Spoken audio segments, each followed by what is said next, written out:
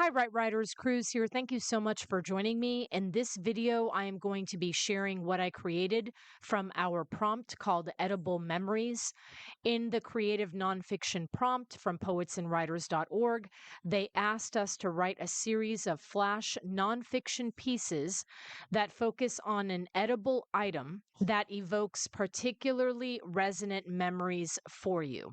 Now, Right Writers, I'm going to share food item number one. This piece was exactly 100 words.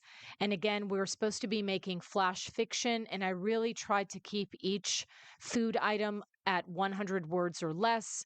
The other two food items are a little bit more than 100, but I got this one right at 100 words. In addition, I focused on writing letters to these food items within the nonfiction context. Dear Cockroach, I distinctly recall the first time we met. It was the morning of July 6, 2016. We shared an A-frame cabin in Louisiana. The previous evening, you scurried your way up from the floor to the top of the microwave until you finally reached my open can of Dole pineapple juice. Down you fell. I discovered you when I took a gulp of that juice and wondered why I did not notice the chunks of pineapple the night before. Our interaction was brief, and I will never know your true demise. Death by drowning or death by crunch. The next food item is lychee, and this is food item number 2. And for this particular piece, it was 112 words, again, in letter form. Dear Lychee, a small-statured, pale-skinned neighbor with glasses entered my mother's home carrying a brown paper bag. After brief introductions and several awkward glances, Steve presented you and your kin. I brought a bag of lychees from my wife's garden. He followed us into the kitchen and demonstrated how to honor you. At one end, you break the rough red skin here and tear it off. Then you can peel the rest of the skin off, or you can just pop the lychee in your mouth and spit out the seed. Immediately following the neighbor's departure, my mother, my aunt, my sister, and I enjoyed you and your kin's deliciousness together. And now we're going to look at food item number 3, which is a letter to a beet, which was 116 words. Dear Beet, we met once when I was in college. You were resting peacefully in a bowl at a salad bar. My then boyfriend introduced us, and I was enchanted by your earthy disposition. Decades later, we met again. Only this time it was in Chicago. I asked my friend's friend where that sweet smell was coming from. I am roasting beets in the oven, she replied. When she revealed your identity, I shared my first interaction with you.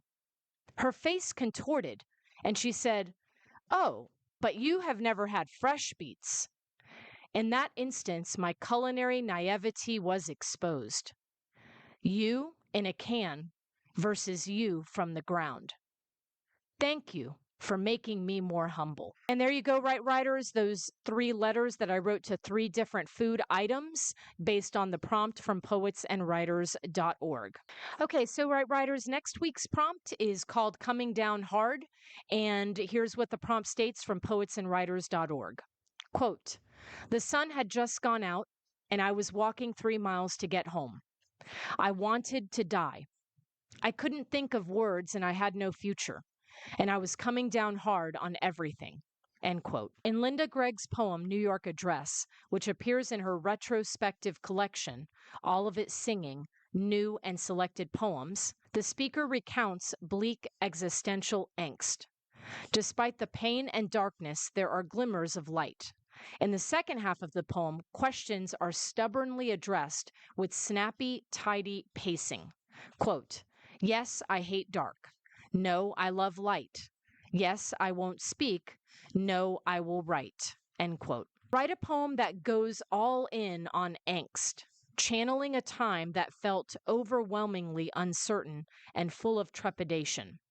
How can you experiment with sound and diction to gently steer the dramatic toward the life-affirming? And so, Right Writers, I leave you with a message of motivation here. Continue writing, continue creating, and I look forward to seeing you again next Tuesday. Thank you so much for subscribing. Thank you so much for sharing this channel with others, and I look forward to seeing you next week. All right, take care. Love you guys. Bye-bye.